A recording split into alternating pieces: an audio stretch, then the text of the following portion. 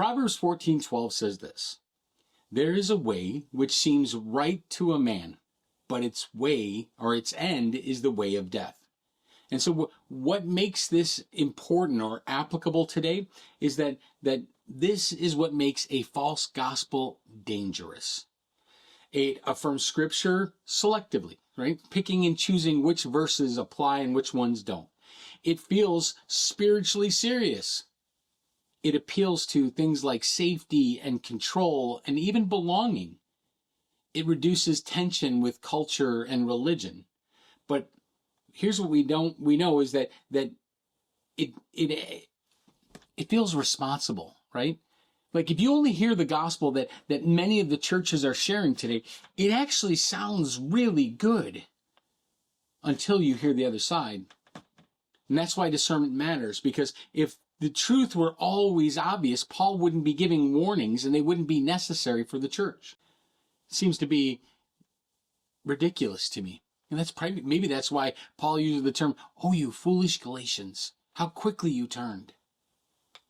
But what caused the abandonment, right? What the desertment, or the desertion? Because desertion is a military term, right? Like if I were in an army and I decided not to do the work of the military, I would desert my post. So let's look at Exodus 32:8. And here we see another example of turning aside. It says, "They have quickly turned aside from the way which I commanded them. They have made for themselves a molten calf and have worshipped it, and have sacrificed to it, and said, 'These are your gods, O Israel, who brought you up from the land of Egypt.'"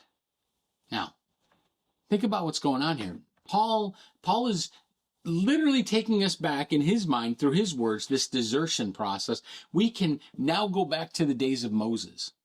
And what we know is that Moses was used by God to set Israel free from bondage in Egypt. They were delivered, they were saved, and now they were being sanctified. And in their impatience, Moses gets called up to the mountaintop to go visit face to face with the Lord. And he's gone beyond their expectation. He's gone a little too long for their comfort.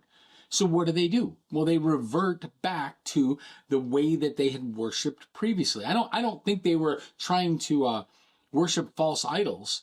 I think they were trying to worship God the way the world did, right? And so what we see here is this pressure to belong, not just in a religious aspect, but socially, right? This broken people without a leader in their presence, they had this pressure. The loud voices grew. There was this fear of exclusion.